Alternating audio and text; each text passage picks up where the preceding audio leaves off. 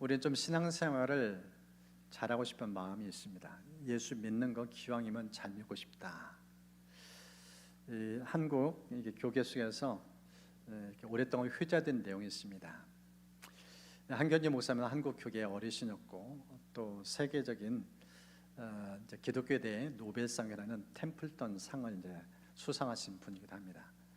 이분의 생전에 남한산성에 이제 은퇴한 후에 거기에 귀가하실 때 한국교회 지도자들이 종종 찾아서 문안 인사도 드리고 이런 교제식을 가졌어요. 그때 이제 덕담으로 한 목사님이 목회자들에게 목회의 길을 가고 있는 후배 목회자들에게 던진 메시지가 있습니다. 여러분, 예수 잘 믿으세요. 예수를 믿고 평생 자기 인생을 바친 분들인데 뜬금없이 예수 잘 믿으라고, 그것도 목회자에게. 근데 참 의미심장한 메시지가 그게 담겨져 있죠. 예수 잘 믿기가 쉽지 않다는 거예요.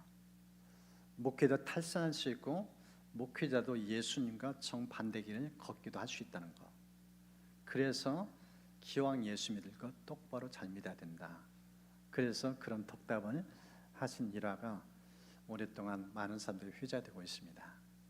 이제 한 분이, 한 성도님이 진짜 예수를 잘 믿고 주님을 더 뜨겁게 사랑하고 싶은 열망 속에서 하나님께 기도하면서 은혜를 구하는데 어느 날 한 분이 책을 선물해 줬어요. 그 책을 읽으면서 눈이 확 열린 거예요. 이렇게 믿으면 예수 잘 믿겠구나. 또 이렇게 예수를 믿으면 주님께 칭찬받겠구나. 근데 이 책을 읽고 딱 덮은 거 끝나지 않고 이 책을 쓰신 저자를 만나고 싶다. 이래가지고 직접 이분이 이 책에 있는 저자 연락처 메일을 주고받고 하면서 만남 약속을 했어요. 그리고 본인의 소원대로 이분이 시간을 허락해서 둘이 1대1로 대면해서 이런저런 대화를 나눴습니다.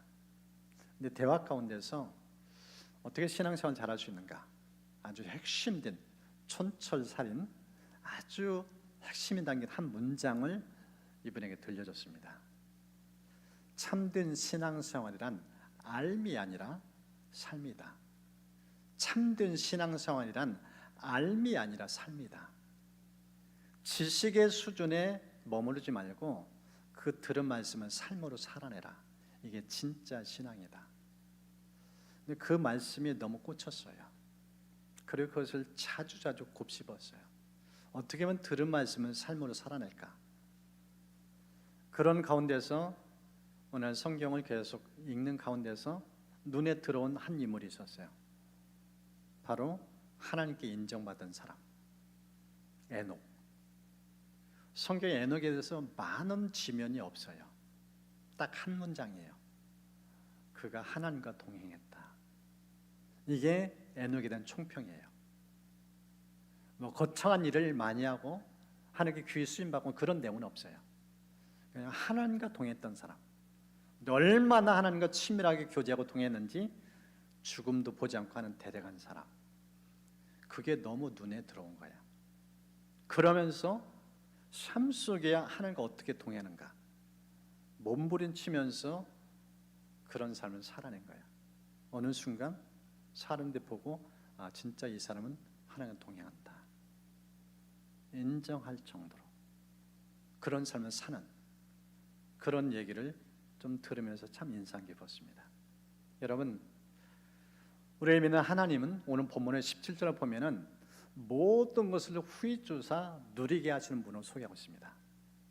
하나님은 풍성하시다, 넉넉하시다, 그런 분으로 소개하고 있어요. 그런데 그런 하나님을 얼마나 누리는가? 예수 믿는다 하지만은 실제 인생 속에서, 자기 삶 속에서 그 주님을 얼마나 누리는가?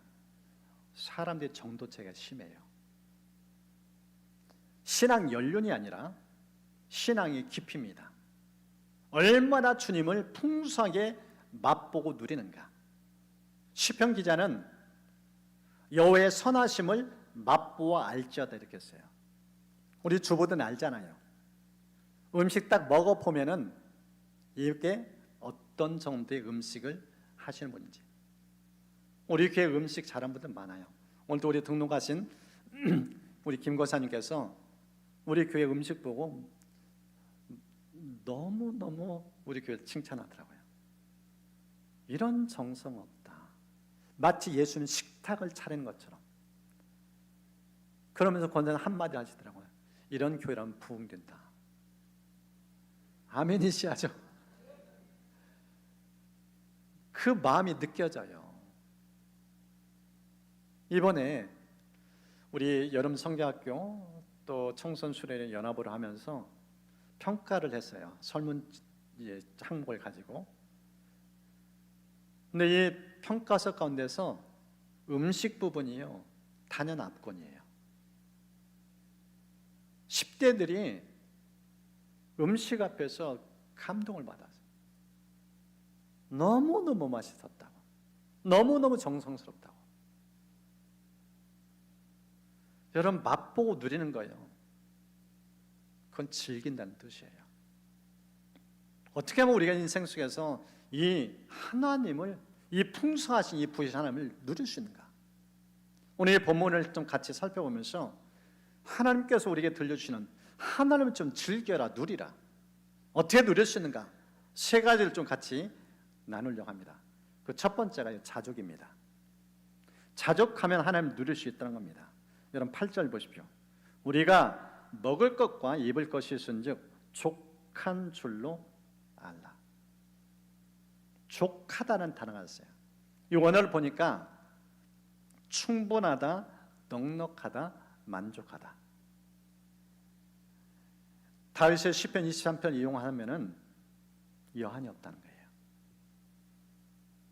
너무 풍족해서 손살을 치면서 더 필요 없다고, 이거면 충분하다고. 그 마음은 그 심정이에요. 어떻게 이렇게 자족이 가능한가? 오늘 성경 두 가지를 구체적으로 소개해 줍니다. 그 첫 번째가요, 인생의 시작과 끝을 볼 수 있는 눈이 열릴 때. 보십시오. 7절 말씀.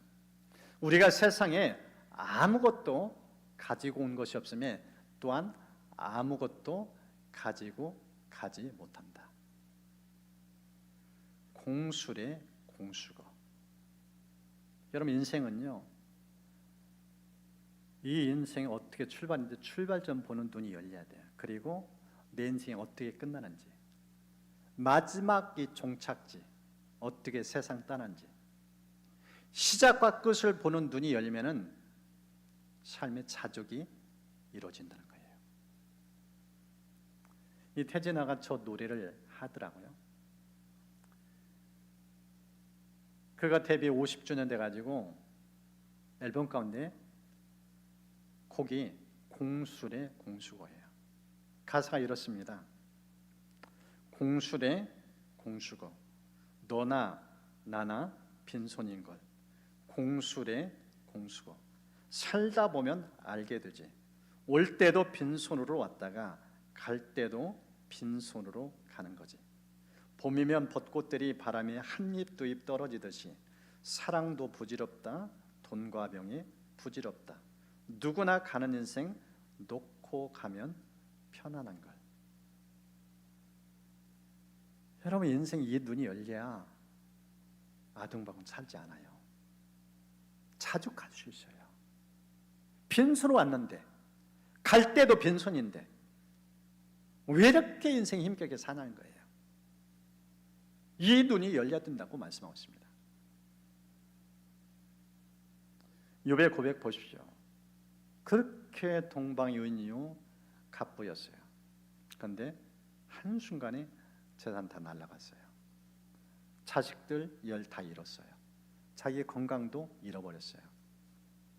그때 그가 이런 고백합니다. 내가 모태에서 알몸으로 나왔사온즉 또한 알몸으로 그리로 돌아갈지라. 욥은 고난 속에 이 눈이 있었어요. 인생 빈손 왔다 빈손으로 간다. 그러니까 흔들리지 않아요. 두 번째 자족할 수 있는 비결이 인생을 단순하게 살 때. 8절 보십시오. 먹을 것, 입을 것이 있은즉 족한 줄로 알라. 단순하게를 다름을 표현하면은 검소하게입니다. 단벌 신사도 좋다는 거예요. 오늘 먹을 양식이 있으면 족하다는 거예요. 그것을 우리에게 말씀하고 있습니다. 이 마태복음 6장을 보면은 제자들이 예수님을 따르면서도 근심 염려가 끊이지 않아요. 제대 그 내면을 보면서 예수님 답답해요. 성경에 이렇게 기록했습니다. 내가 너희에게 이르노니 목숨을 위하여 무엇을 먹을까, 무엇을 마실까, 몸을 위하여 무엇을 입을까 염려하지 말라. 목숨이 음식보다 중하지 아니하며 몸이 의복보다 중하지 아니하냐. 왜 염려하는가? 이 제자들에서 보이는 모습이 있습니다. 지금 예수님이 비교하면서 설명하셨어요.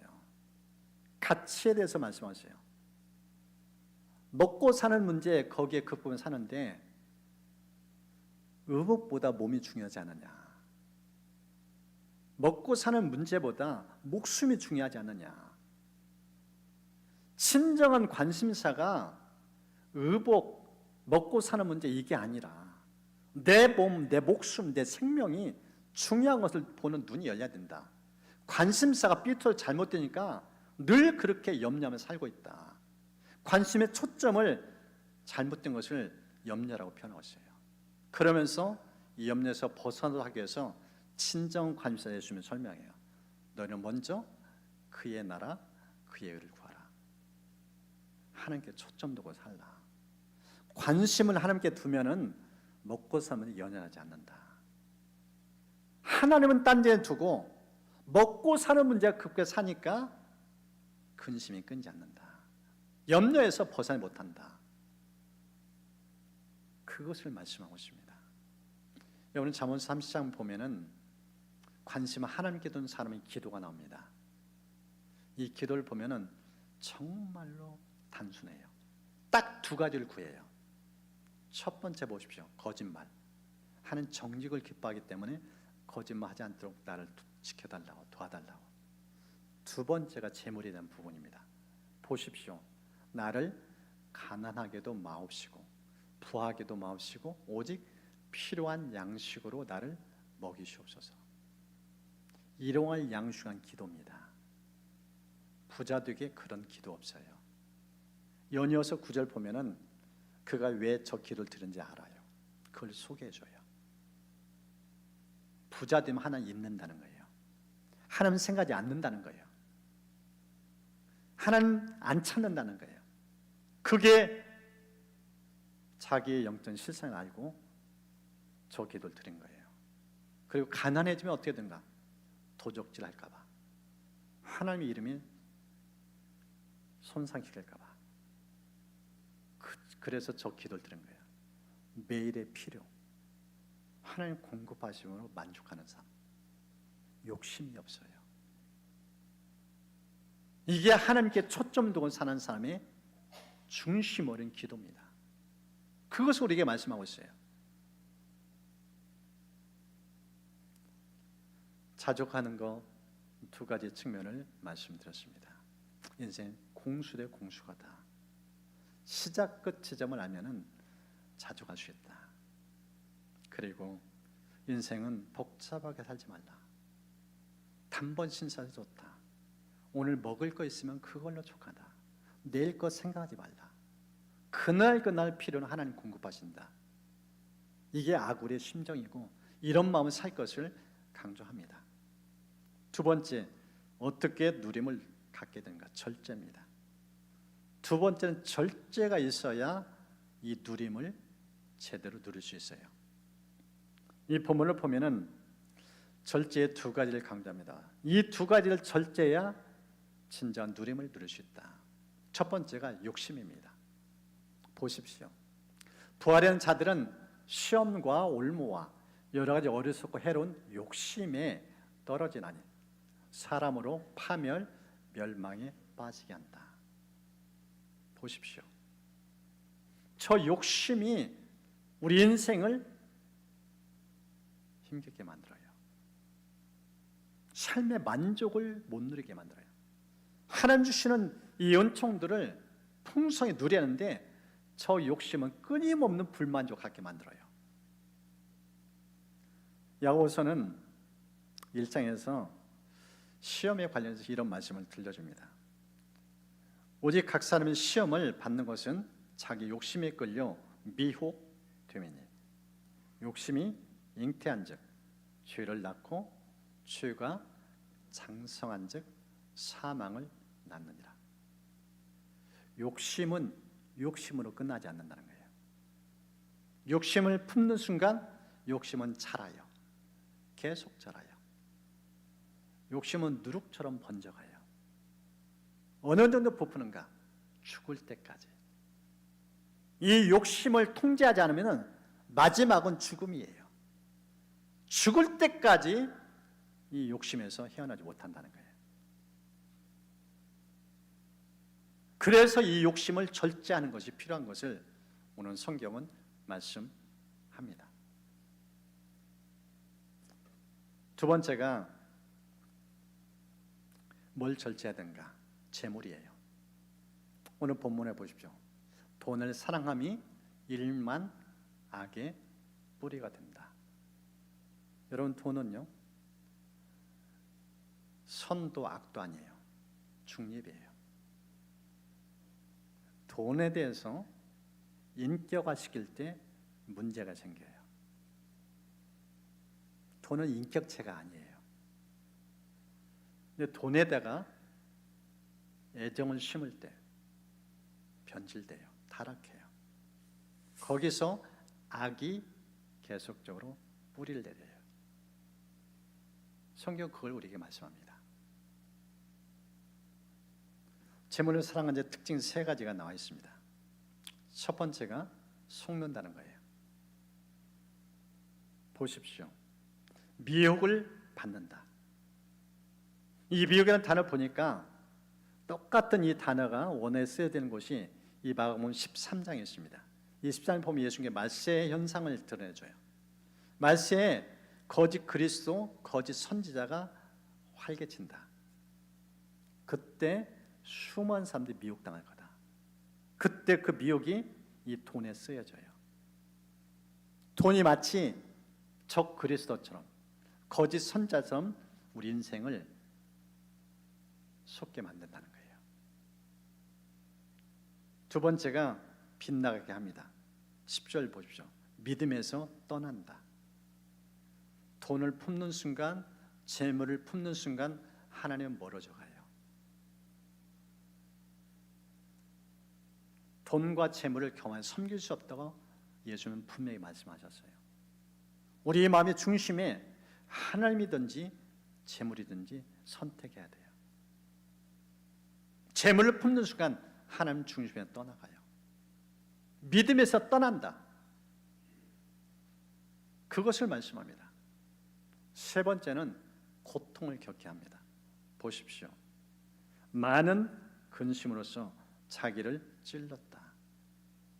가시 같은 역할이에요. 이 돈을 품는 순간 이 욕심과 함께 재물을 각각하기로 끊임없이 탐하는 사람, 영혼은 점점 병들어가요. 고통 속에 빨려 들어가요. 가시덤불 속에 자기 인생을 던진 것과 똑같아요. 그걸 견딜 수가 없어요. 끊임없이 고통이에요. 이런 인물이 성경에 등장합니다. 가룟 유다. 이 가룟 유다의 특징이 재물을 탐한 사람이에요. 어느 탐했는가?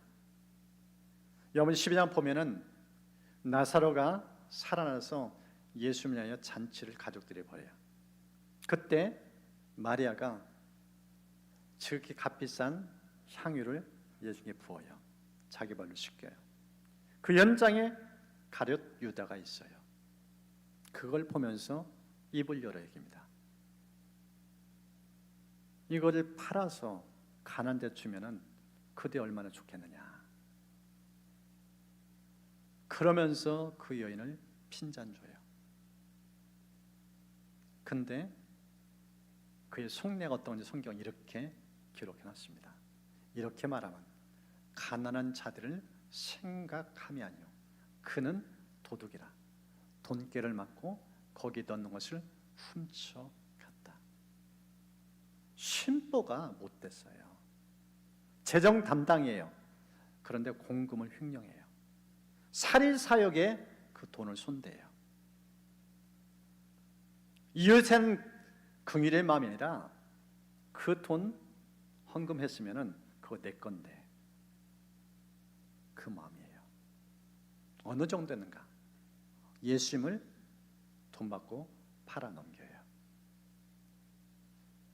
예수님을 인격제로 대하지 않아요.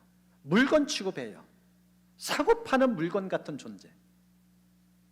얼마나 돈에 취해 살았는지, 이게 돈에 찌든 한 인생의 모습을 보여줘요. 이 욕심에 벗어나지 못해요. 그래서 예수님 탄식하잖아요. 이런 사람 차라리 태어나지 말았을 걸. 얼마나 비운하게 살았는지. 이게 재물에 사로잡힌 사람의 인생의 말로예요. 그래서 우리의 성경에 보여주는 모습, 이 욕심 그리고 이 재물, 이걸 절제하지 못하면은 힘들어요. 여러분 성령 열매 9가지 쭉 얘기했는데 맨 마지막에 뭐예요? 절제입니다. 성령 열매가 절제예요. 사도 바울은 이 절제가 얼마나 중요한지 운동 경기 현장에서 그걸 깨달았어요. 이 고린서 9장을 보면은 운동장에 수많은 사람들이 달려가는데 상 받는 사람 딱 하나라는 거예요. 근데 그 사람 특징이 무엇인가? 절제심이 강하다. 절제 능력이 저런 상을 받겠다. 그러면서 이 절제를 자기에 적용시켜요. 어떤 단어를 썼는가? 내 몸을 쳐서 복종시켰다. 절제가 뭔가? 나와의 싸움이에요. 영어 단어로 셀프 컨트롤이에요. 이게 절제예요. 타인과의 경쟁이 아닙니다. 남과의 경쟁이 아니에요. 왜 인생이 무너지는가? 내가 나를 통제를 못해요. 내가 나를 조정하지 못해요. 그래서 무너지는 거예요. 욕심 통제하는 사람 누가 있어요? 쉽지 않아요. 그 정욕을 이기지 못해서 삼손 무너진 거 보세요. 두 눈 뽑히고 얼마나 처절하게 비참하게 인생 끝장냈는지. 정욕 하나 통제 못한 게 인생이에요. 이 정도로 욕심은 강하다는 거예요. 그래서 사도 바울은 자기 안에 있는 이 스멀스멀 꿈틀거리면서 올라오는 이 욕심, 이 내 안에 있는 자, 이 본성과 얼마나 싸웠는지 쳐서 복종시켰다. 가만두면 계속 올라온다는 거예요.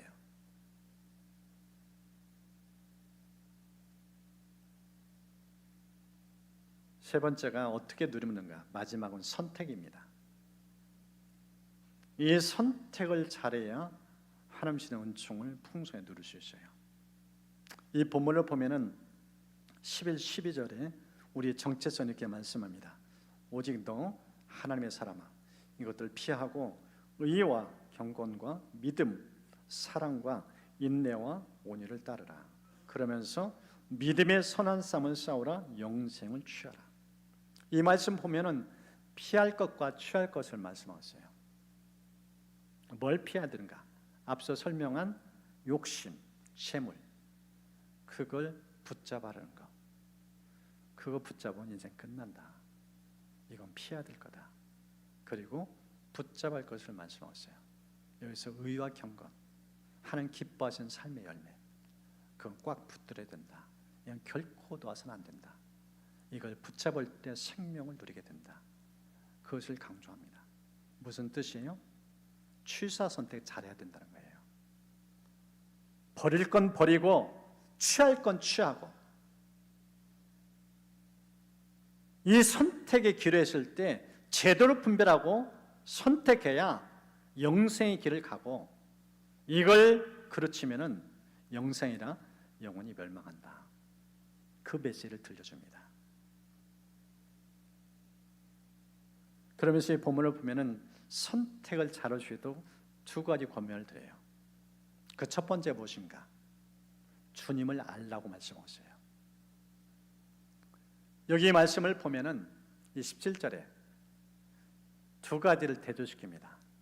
첫 번째가 정함이 없는 재물, 그리고 모든 것을 후히 주사 누리게 하시는 하나님과 재물을 대조시켜요. 재물에 대해 설명하는데 정함이 없다. 무슨 뜻이에요? 재물은 내게 아니라는 거예요. 주고 싶어도 주어지지 않아요. 재물은 공기와 같아요. 쥐는 순간 떠나요. 그 대신 하나님은 후히 주신다. 누리게 하신다. 풍성함에 이르게 하신다. 이 하나님 붙잡을 수 있도록 인생은 점점 부여진다. 그 얘기를 해요. 그러면서 이 본문에 계속 이어진 내용을 보면은 하나님이 누구신지 구체적으로 5가지가 소개되어 있습니다. 첫 번째가 만물을 통치하시는 분. 15절 보십시오. 하나님 복되시고 유일하신 주권자시며 만왕의 왕 만주의 주이시다. 온 천하 만사 하나님 친히 다스리고 이끄신다. 그 얘기를 꺼내요. 그러면서 다음은 그 하나님이 영원토록 살아계시다. 16절 보십시오. 오직 그 얘기는 죽지 아니함에 있다. 죽지 않는 뜻이 뭐예요? 그분이 영원한 현재형이에요. 영원토록 살아계셔요. 그러면 16절 계속 이어지는 말씀. 가까이 가지 못할 빛의 것이다. 영광 거룩 그 자체. 그리고 어떤 사람도 보지 못하였고 또 볼 수 없다. 하나님이 영이시기 때문에 영이신 하나님을 소개를 해요. 그 하나님께 영광 돌려라. 그분이 영광 받을 살라. 그 내용을 들려줘요. 믿음은 무엇인가? 하나님을 알아가는 거예요. 하나님을 알아가면 알아갈수록 하나님 원하신 대로 살아갈 수 있어요. 그 뜻을 향하여 제대로 선택하며 살 수가 있습니다. 두 번째 권면은 선택이란 잘하는 비결, 미래를 알 것을 말씀합니다. 두 번째는 미래를 알라고 말씀하세요. 보십시오. 특별히 19절. 이것이 장래에 자기를 위해 좋은 터를 쌓아 참된 생명을 취한다. 그럼 18절에 하나님 아는 사람이 어떻게 살 것인지 구체적으로 설명했어요. 선을 행하라, 선한 삶을 많이 해라, 나눠주라. 후한 사람, 넉넉한 사람, 인색하게 살지 말고 베품에 후한 손길이 들어. 이 내용을 들려줍니다. 기부천사라는 별명을 가진 사람이 있어요. 많은 분들에게 알려져 있고 이분의 영향이 굉장히 큽니다. 이분은 삶 자체가 자기를 살지 않아요. 많은 사람을 어떻게 하면 잘 되게 할까? 특별히 어려운 도움이 필요한 이웃들. 대표적으로 건강이 받지 못해서 일찍 세상을 떠나는 그런 사람들, 그런 고통에 귀를 기울여요. 그러면 그 일에 앞장서요. 그러면 사람들 불러 모아요. 그래서 함께 그 짐을 져요. 대표적으로 이 루게릭병, 그분이 점점 망가지고 생명을 단축시키는 이 질병. 한 스포츠 선수가 이 루게릭병으로 고통받는 소식을 듣고 이번에 관련 책을 읽다가 루게릭병에 눈을 떠요. 그리고 그분의 소원이 뭐냐면은 10억 가지고 이 루게릭 고통받는 사람들 위해서 병원을 짓고 그런 사람들이 의료 혜택을 입으면 하는 그런 소원이 그 책에 담긴 거예요. 그 책을 딱 보는 순간 10억 나도 기부하면 되지, 이래 출발한 거야. 근데 해보니까 거의 300억 가까운 돈이 들어갔어요. 그리까지 얼마나 세월이 흘렸는가? 17년. 그런데 그것을 단 한 해도 멈추지 않고 계속해요. 건물을 지었어요. 완공했어요. 운영하는 또 돈이 들어가요. 그 돈도 만만치 않아요. 끊임없이 나누음에 사람 동참시켜요. 이번에 삶의 출발점이 참 인상 깊었어요. 결혼식 하고 이제 하나님 은혜 가운데 이제 신혼 출발 딱 하는 시점인데 너무너무 하나님 주시는 이 행복이 주체할 수 없을 만큼 그런 마음이 생긴 거예요. 그래서 아내한테 얘기했어요. 여보, 이런 행복 우리만 누리기엔 너무 아깝지 않는가? 이 행복을 좀 나누면서 살자. 하루에 10,000원씩 우리가 이웃에 나누는 기부의 삶을 살자. 아내가 그 말 듣고 마치 이 마음이 감동되고 서로 마음이 통했어요. 그때부터 나눔을 실천하기 시작한 거예요. 지금까지 얼마에 기부를 했는가? 이 부부가 한 기부 금액이 45억. 연예인이에요. 가수 션에 대한 얘기인데 하도 기부를 많이 하니까 갑부 집안 줄 알았어요. 근데 그런 가정 아니에요. 16살 때 집을 나와가지고 스스로 자기를 개척해 난 사람이더라고요. 근데 어떻게 그게 가능했는가? 이분의 마음속에 예수님이 있어요. 하나님 마음을 딱 줄 때 돈은 없는데 믿음은 출발한대요. 하나님께서 사람을 붙여준대요. 돈을 붙여준대요. 그러면서 사람을 할 수 없는 수많은 일들을 계속하고 있대요.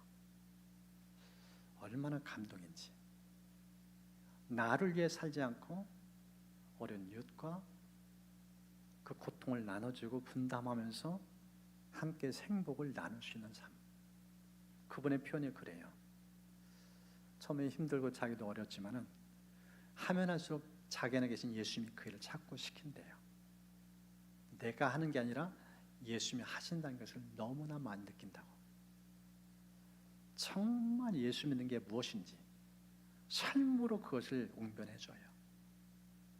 삶의 향기가 있어요. 이제 말씀을 마무리합니다. 오늘 성경을 보면은 우리의 정체성을 딱 한마디로 얘기해서 너 하나님의 사람아. 우리가 어떤 존재가? 하나님의 사람. 우리의 소속은 누구께 있는가? 하나님께 속한다. 하나님 우리를 부르셨고 하나님 영광에 살도록 부르셨다. 그런 사람들 향해서 오늘 성경은 우리에게 이 하나님 누릴 것을 강조합니다. 어떻게 누리는가? 자족해라. 인생 출발점 끝점 돌아보면 안다. 거기에 눈만 열려도 삶에 주신 지극히 작은 것으로 자족하며 감사하며 살 수 있다. 두 번째, 욕심, 재물. 이걸 절제를 하면은 인생 하나님 주시는 이 풍성함을 맛보고 누릴 수 있다. 마지막 세 번째, 선택.